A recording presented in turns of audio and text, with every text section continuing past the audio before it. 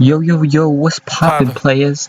We back with Devlog de Quattro, and today we got main menu. So the main feature of this devlog is probably the main menu. So it's mostly aesthetic, but I really like how this art came out. Again, even though it's not the best, it's definitely what I was envisioning, I guess, when I was trying to do this project, as opposed to the other style of art for the levels in the previous one. I'm pretty happy with it. And it's not very complicated, it's just got this little tower thingy, and like it's supposed to be like in the sky with some clouds. And we have the name, of course, and then 4 buttons, and these are all hooked up to UI elements, but none of them do anything yet except for the play button. So if you click that, you'll see this is where I integrated the level select from the last devlog. So now we have all the levels laid out here, and I like how this came together too. You can also go back, and I think it was integrated pretty nicely. I think for the options and the credits, I'm just going to put up a little pop-up just to keep it simple and keep it all in the same menu. But again, those haven't been implemented quite yet. So yeah. So how the game testing is working, or this is just like the mock level. So we have a bit of changes to the actual weather and the gameplay. So well, first thing you might notice is there are 3 colors of bamboo, and I'll get to that in a little bit, but I put more colors in. But with the weather, what you'll notice is there are now numbers on each of the cards. So one thing I implemented from the last one is I have range now on them. So if we click on the sun, I also implemented these indicator things so you can see clearly where you're affecting. And you'll see if it goes out, it only affects 2, but now it affects all 4. The circle is the main target, which is where the weather is hovering over, and then the bar things are just like the area of effect, so where it'll go. So if I see, because this one has 4, so it affects 4 spaces. So if I click this, boom, now we have all 4 laid out instead of the 3 that used to. So they all used to just work on 3 as default, but now there's different numbers.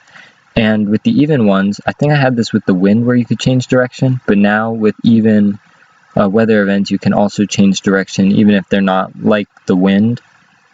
So if I click on the same shift button, I'll now shift to the other side, and so I can do it like that.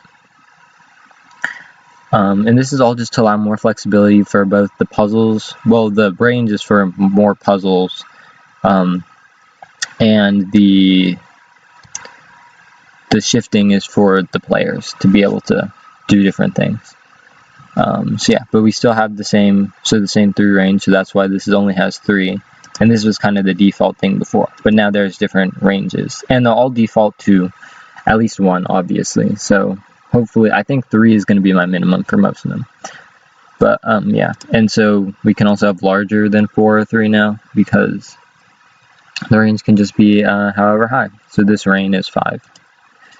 And if we go to the lightning and snow, I've now implemented behavior for both of these. So I'll start with the snow, I guess. So the snow is pretty simple. It gives the bamboo a freeze effect. So if I do this, everything in the range will be frozen, and there's that little snowflake there now. So what the snow means is basically it'll be exempt from the effects of whatever for 1 round. So let's say I'm spreading or hold on, let's say I grow this one. Oh wait, no, let's say I do that and spread it a little, and then I'll grow this bamboo twice. Oh wait, hold on. Oh, okay, I guess that's a bug I need to fix, because now the snow effect, or the freeze effect, wore off, but should be frozen still, maybe. Oh, okay. Basically, the snow effect exempts it from 1. Okay. That is bugging out. Hold on, I'll be back in 1 second.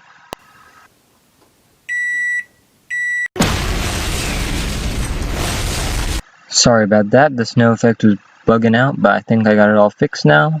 So if we have the snow effect, basically what happens is, I won't try to get complicated with it, but if we have something like the rain, you'll notice it doesn't grow and the freeze or snow effect wears off. So it's sort of like a protector or barrier just from the weather. And that one was growing it, but let's say there was a sun effect that was supposed to uproot it, because it can get uprooted in like this situation. That would prevent that green bamboo from getting uprooted. The snow effect would. So it can be useful for preserving the height of the bamboo too, if you're trying to go for like a taller one, because usually if most of them are growing it, then you wouldn't want to prevent it if you were just trying to get as much as you can. But I'll go a little into that later too.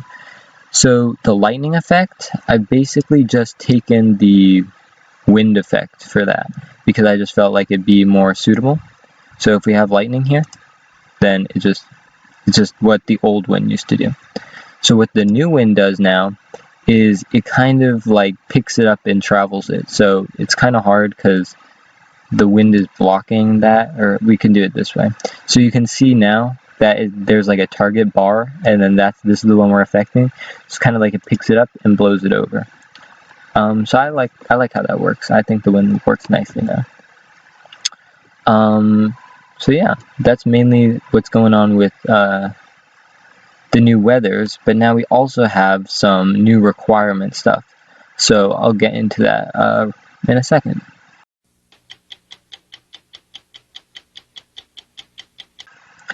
Okay, so now we got some new requirements. So as you can see, we now have 3 blues, 3 oranges, and 4 reds. So to, again, make it a little more puzzling, and also I just want to put emphasis on the quality of levels as opposed to quantity, because, again, the point of the project is to complete something. I feel like making a few quality levels will be better than trying to make a ton of, like, okay-ish levels. And for part of that, I think I'm changing the goal of the game, I guess. So instead of just reaching a threshold, you now have to get exactly that number. So here I have it represented by just simple coloring difference. So if we put rain, you can see now that the 4, or the red, where it's 4 out of 4, glows green. So orange is above the threshold, so it's too much, and blue is below, so it's too little. So neither of them are green. And I think this is just a better design, because then it makes the puzzles a little bit more tricky and challenging, instead of just trying to grow as much as you can. It also makes you use like the snow effect, for example, a little more thoughtfully, because in some places you actually might be wanting to lose things as opposed to grow. So you could be stifling rain effects, or if you're using the lightning or sun to knock down stuff, it can just be a little more thoughtful and puzzling and challenging. So yeah, I think those were all the main things. Oh, I can, just for fun, I can show all the different colors. The colors still don't do anything for the bamboo, but we now have, so we got the green and the red from before, blue, we have the purple you saw before, and I think the only other thing you haven't seen is the yellow, but if I just put it on play, once I just make sure that they're all okay.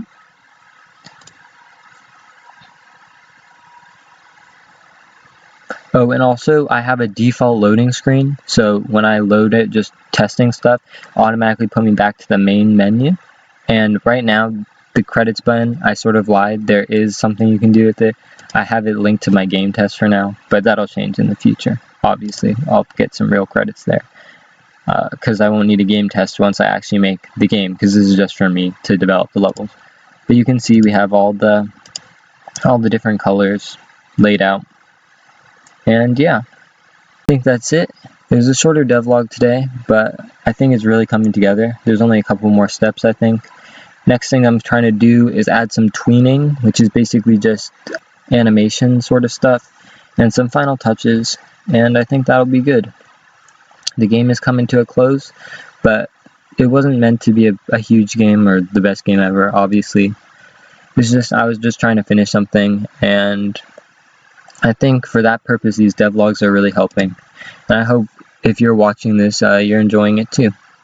So like always, if you have any suggestions for anything to change, comments on the artwork, feedback on anything, it's much appreciated. Just let me know. And I hope you have a great life. Bye bye.